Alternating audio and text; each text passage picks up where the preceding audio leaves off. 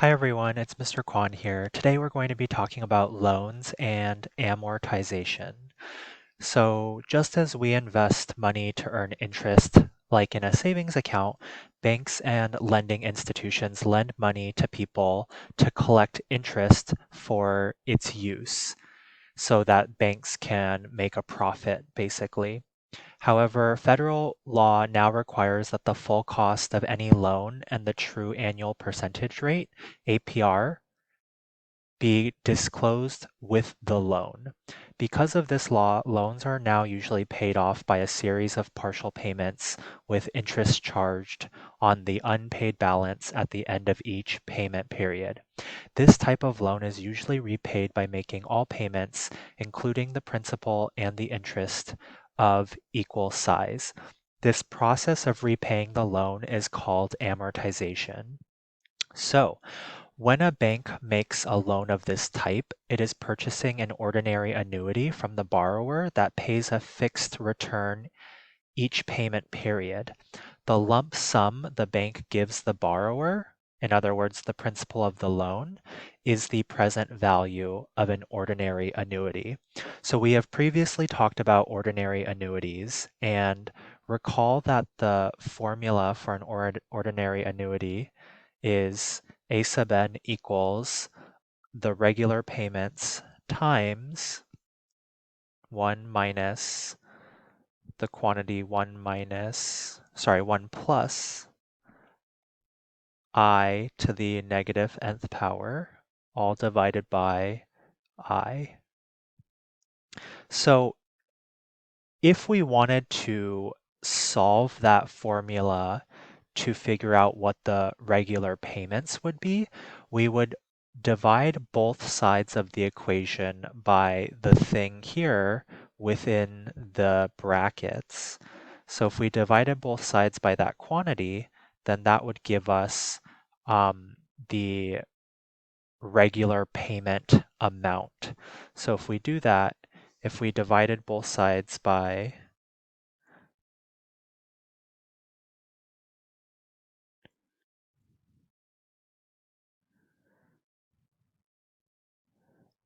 this value,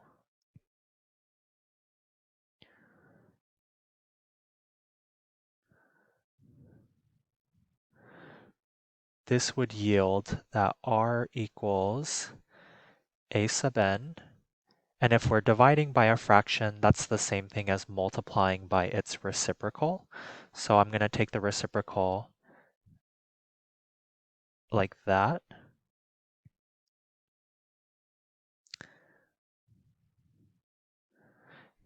And that is basically it for that. So if we come down here, this is just the amortization formula that I wrote above. It says that if the debt of A sub n dollars with interest at a rate of I per period is amortized by n equal periodic payments, which is another way of saying each payment is being made at the end of a period. The size of each payment is given by that formula there, which again is the same formula that I wrote above. And so that's where the formula is derived from. So let's move on to example 1. It says Mr. Kwan purchases a large abandoned warehouse so that he can throw some lit parties. It costs $200,000 and Mr. Kwan makes a down payment of $50,000 and agrees to amortize the rest of the debt with quarterly payments over the next 10 years. If the interest on the debt is 12% compounded quarterly, find the following things. So the first thing that we want to find is the size of the quarterly payments.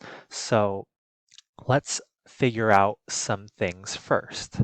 So let's look at A sub n, which is going to be the total cost of the warehouse, which is 200,000 minus whatever down payment I'm going to put, which is 50,000. So if we simplify that, that's going to be 150,000. So that's how much I need to take out for the loan, because although the warehouse costs $200,000, I'm already paying out of my pocket $50,000. So that means that I only need to take out a loan in the amount of $150,000.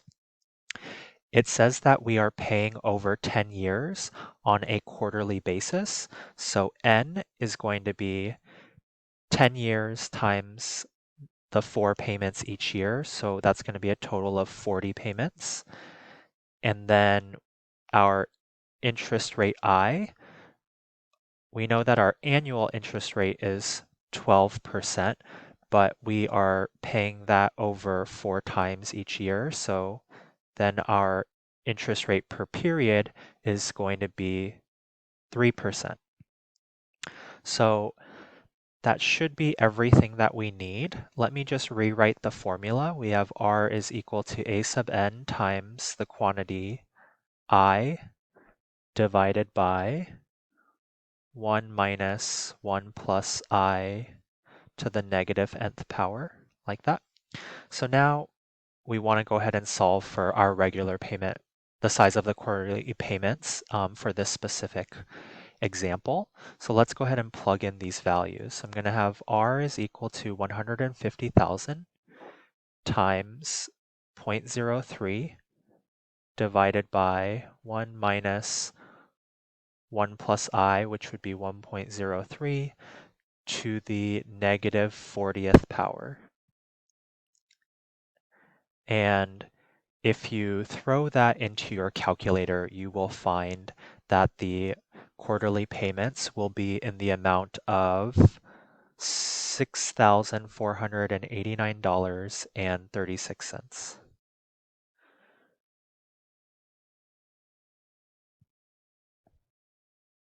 So part B now wants us to find the total amount of the payments if we combine all of them.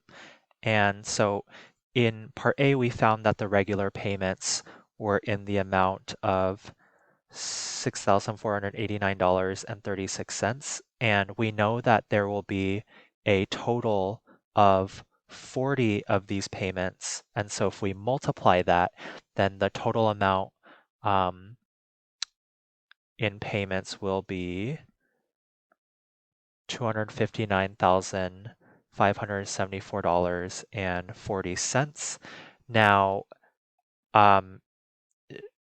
it depends on whether you're going to include the down payment or not, but it says the total amount of the payments. So let's go ahead and include the down payment, which is in the amount of $50,000.